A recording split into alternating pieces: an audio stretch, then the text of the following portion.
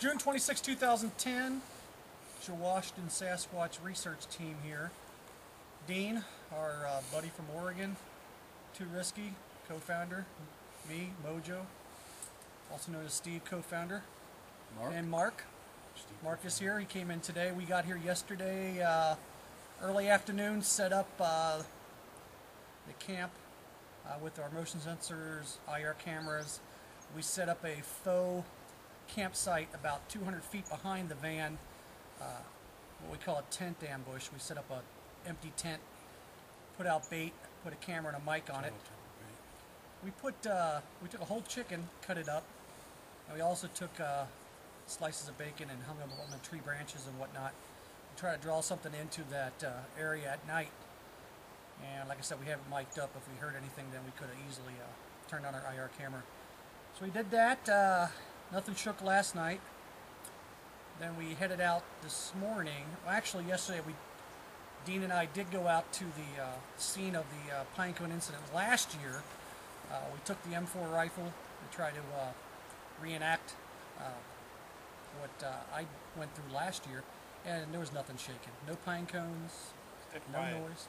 Dead quiet. Dead quiet. Came back. That was pretty much it for yesterday. This morning we got up early.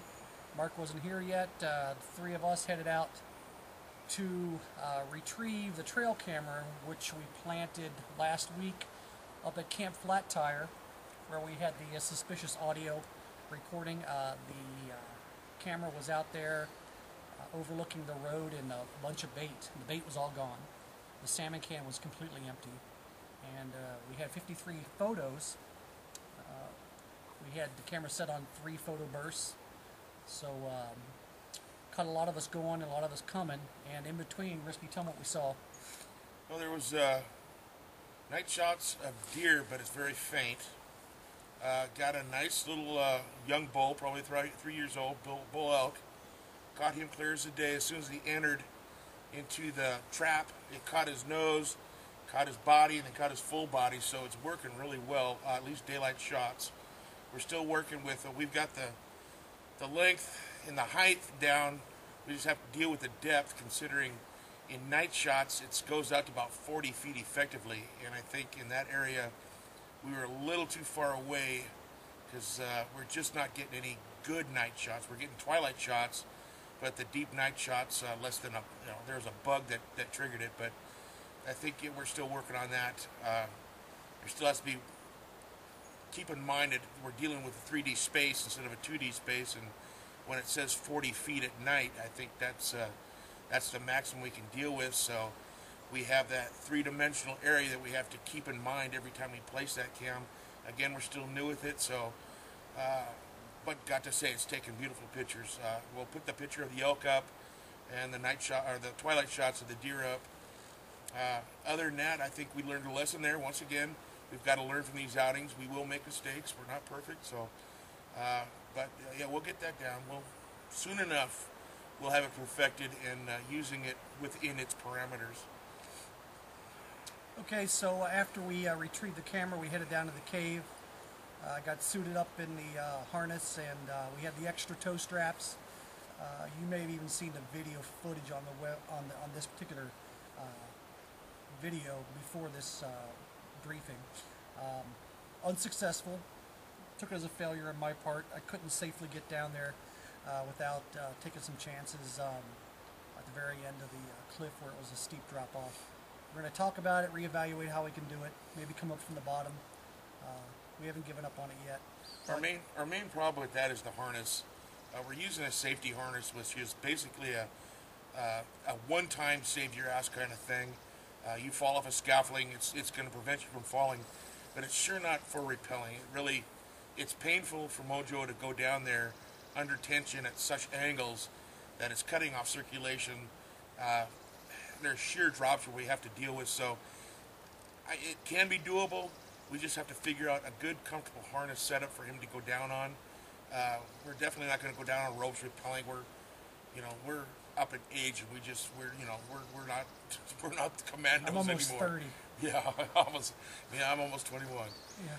So yeah, we've got to think safety and comfort, because he's on that line for a good 30 minutes, 45 minutes, and maybe even longer. And if something would happen, he could certainly maybe lose a limb due to loss of circulation if left hanging somewhere, and with us trying to get help to get down to him. So it was a safety issue. He made the call.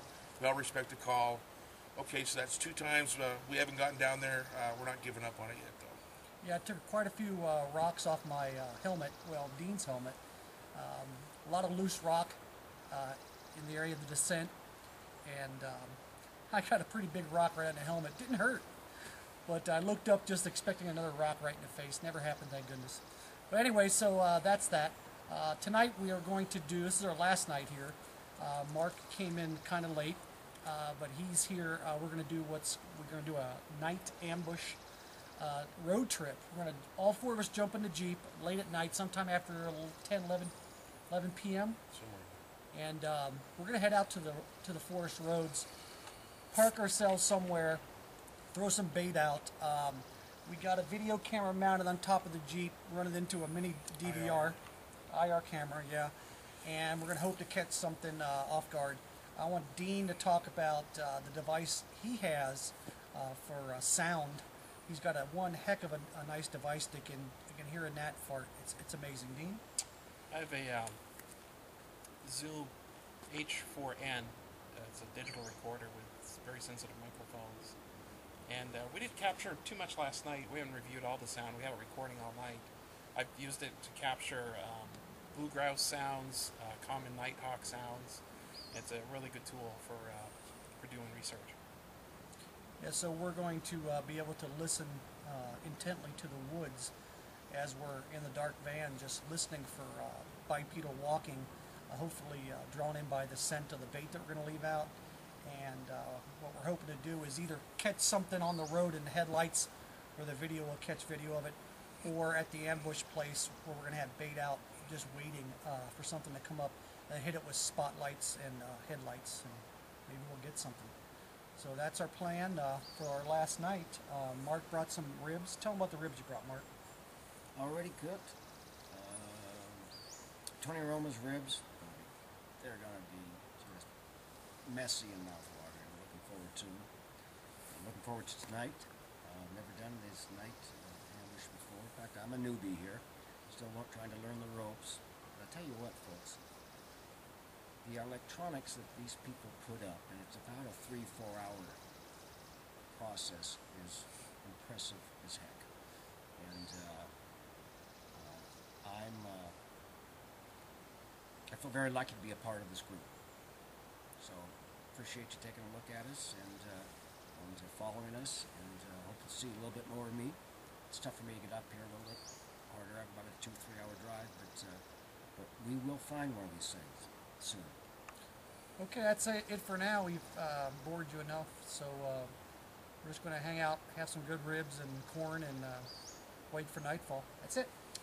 Well, hold on a second. That's Tom Piscardi out there. Fuck you. Now keep that in. Don't edit that. Yep, that's good. Alright, we're getting ready to head out. It's 10 o'clock p.m. on the 26th. We're getting NDVR programmed. Ready to go. Camera shot right there, which is a beautiful camera shot. Right in the headlights. Risky's driving. Dean's shotgun. Mark's here. I'm here. We're ready to roll. We'll see what shakes. Oh, what happened to my focus? The red light's on, we're recording.